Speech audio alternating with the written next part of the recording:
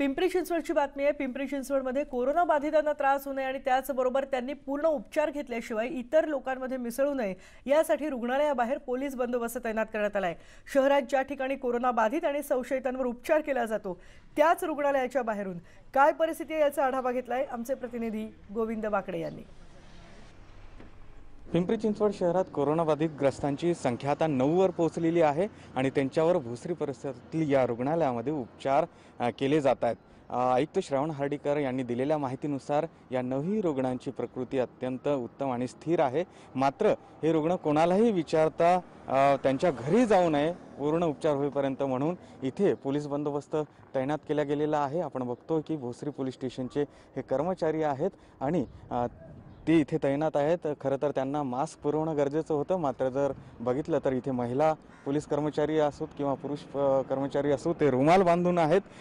प्रशासनाने याकडे दुर्लक्ष केलेलं आहे। हा पोलीस बंदोबस्त इथे कायम असणार आहे। त्याचबरोबर CCTVच्या निगराणीखाली सुद्धा इथे देखरेख ठेवली जाते। रुग्णांचे नातेवाईक किंवा इतर जे नागरिक आहेत त्यांनी विनाकारण गर्दी करू नये म्हणूनही ही दक्षता घेतली गेली। औरंगाबादमध्ये एक रुग्ण अशाच पद्धतीने पळून गेला होता, तशी घटना इथेही घडली होती। ही घटना वारंवार घडू नये म्हणून ही दक्षता प्रशासनाच्या वतीने घेतली जाते। अर्थातच ही उपाययोजना आहे आणि याचा चांगला परिणाम होईल अशी अपेक्षा आहे। व्हिडिओ जर्नलिस्ट सावंतकोट पोलीस गोविंद वाकडे, न्यूज 18 लोकमत, पिंपरी चिंचवड।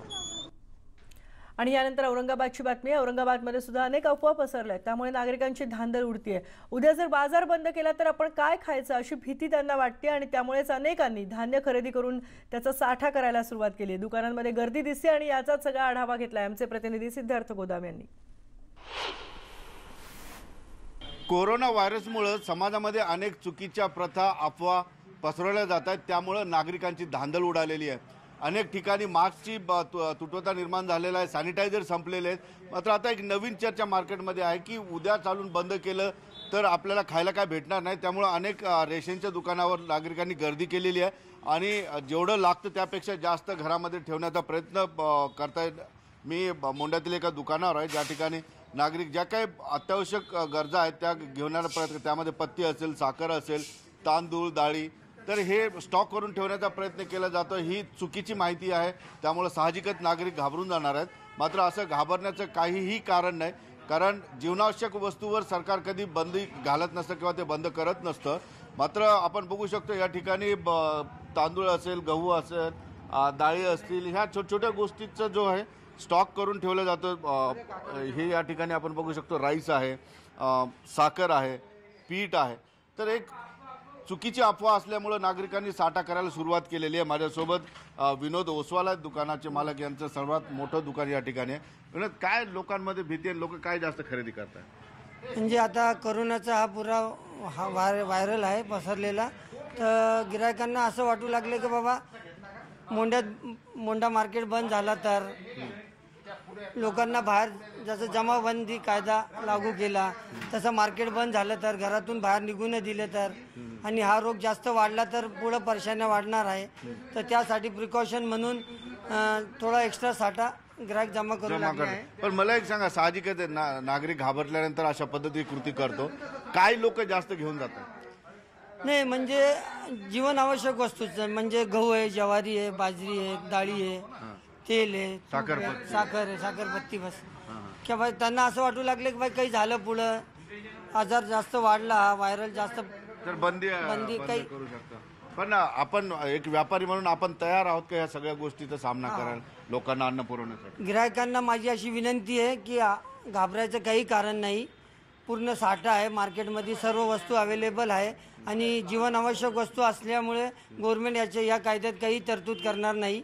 लोकांना सुविधा उपलब्ध करून देण्यासाठी आम्ही सर्व व्यापारी तयार आहे, गिरायकांनी घाबरायचं कारण नाही। एकंदरीतच आपण बघितलं, अत्यंत महत्त्वाचं या ठिकाणी आव्हान आहे। काय महिला या ठिकाणी आलेले आहेत, काय म्हणणं आहे तुमच्या?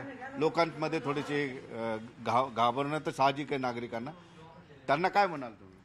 नाही, काही घाबरून जाऊ नका, तसं औरंगाबादला तर आपल्या सध्या काहीच नाहीये, घाबरण्याचं काहीच कारण नाही। पण लोक असं जास्त रेशन आपल्या घरामध्ये घेऊन चाललेले आहेत, हा ते एक थोडीशी मनात भीती, कारण द्विधा मनस्थिती झालेली आहे. एक ते कोरोनाची पण दास्ती आणि काही बंद झालं तर खायला प्यायला घरातल्या वस्तू ज्या लागतात त्या मिळणार नाहीत, म्हणून साठा थोडाफार. आणि तुम्ही काय घेतलं? आम्ही किराणाच घेतला, साखर, पत्ती, शेंगदाणे, साबुदाणा, अच्छा. मिरची, हळद. हा? माझ्याकडनं नाही, बोला ना, बोला ना. तुम्हाला असं काय नाही बदल काय वाटतं तुम्हाला? असं वाटतं उद्या दुकान बंद झालं नाही का? नाही तसं काही नाही, महिन्याचं तेवढ्यासाठीच आलो आम्ही, बाकीचं पण काही उद्या बंद होईल अशी भीती वाटते? नाही. नाही तसं काही नाही वाटलं, तसं होणार नाही. नाही होणार बी नाही आणि वाटलं पण नाही आम्हाला.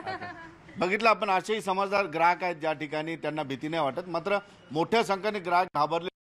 अफवाचं पीक सध्या मार्केटमध्ये आहे, त्यामुळं समजा रेशनची दुकानं जर बंद झाली किंवा 144 कलम लागला, संचारबंदी जर लागू झाली, तर आपण खायचं काय या भीतीपोटी जे आहे नागरिक स्टॉक करतायत जीवनावश्यक वस्तूचा. खऱ्या अर्थाने बघायला गेलं तर आम्ही असं आवाहन करतो की असं घाबरून जायचं काही कारण नाही. त्यामुळं आपण जर जबरदस्ती घरात नेऊन स्टॉक करायला लागलं, मार्केटमध्ये त्याचा तुटवडा निर्माण होईल, अनागोंदी निर्माण होऊ शकते. त्यामुळं कसल्याही पद्धतीचं घाबरण्याचं कारण नाही. सरकार सक्षम आहे, जीवनावश्यक वस्तू आपल्याला कमी पडू देणार नाही. सुधीर जाधवसह सिद्धार्थ गोदाम, न्यूज 18 लोकमत, औरंगाबाद. आणि याबरोबरच या बुलेटिनमध्ये आपण इथेच थांबतोय, पण ताज्या घडामोडींसाठी पहा फक्त न्यूज 18 लोकमत.